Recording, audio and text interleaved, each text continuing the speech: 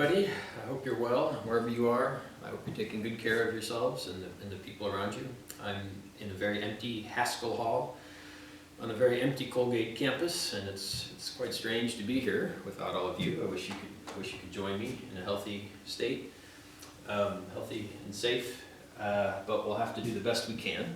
And as I said in an email last week, I'm going to try to record a series of shortish videos. I'll try to keep these under 10 minutes. We'll have to see how this goes, in which I cover at least some of the points that we would have discussed together in class. Of course, I won't be able to cover anything like as much as we would have gone over together, but I'll try to at least introduce the reading assignments and give you some things to think about for our discussions, the first of which will be on Friday. So, if you remember, way back, ages ago, before the break, before the world fell apart and all of this began, we had just started the unit, or we were about to begin the Hebrew Bible.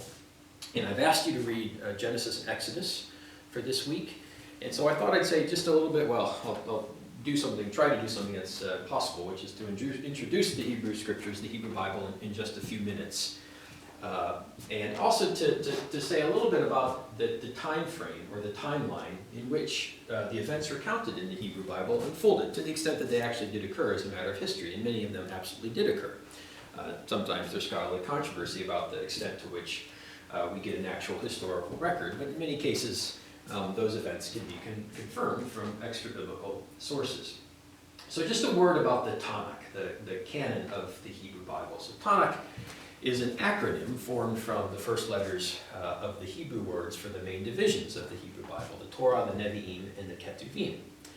The Torah comprise the 5 books traditionally ascribed to Moses, the 5 books of Moses, sometimes called the Pentateuch, which includes Genesis and Exodus.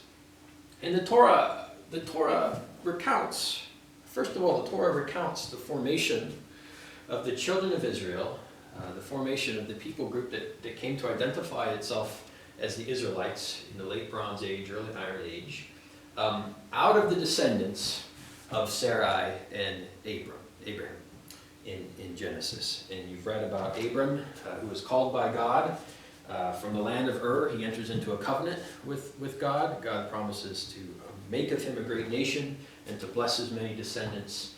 And you read about the sojourn of his children in the land of Egypt, the selling of Joseph into slavery in Egypt, and then the eventual coming out of Egypt of 12 sons of Jacob, the descendants of the 12 sons of Jacob, the tribes of Israel, the great Exodus under Moses, and the giving of the law on Mount Sinai. And if you were to continue to read the rest of the 5 books, you would read about the Mosaic law in Leviticus, Numbers, and Deuteronomy.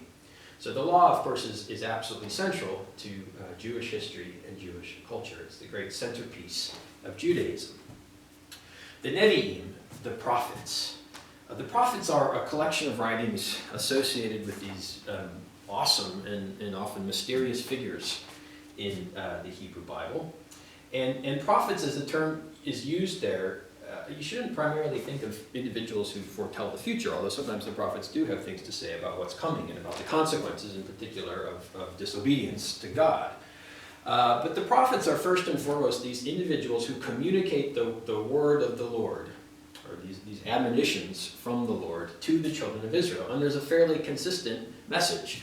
The message of the prophets is to return to Torah and to return to the God of Abraham, Isaac, and Jacob. And often it's to forsake the shrines of the false gods on the high places around Jerusalem and return to the one true God.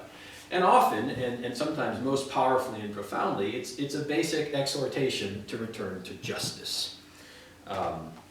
So the Nevi'im fall into 2 categories traditionally: the former prophets Isaiah, Ezekiel, Jeremiah, and the latter prophets Hosea, Joel, Amos, Obadiah, Jonah, Micah, Nahum, Habakkuk, Zephaniah, Haggai, Zechariah, and Malachi. And these writings really comprise, to my mind, some of the deepest and most beautiful passages from the Hebrew Bible. And the echoes of things that you find in the prophets are really, they're still all around us today. 2 examples on the so-called Isaiah wall across from the United Nations building in New York City. There's a quotation from one of the books of Isaiah, from the, well, either first or second Isaiah.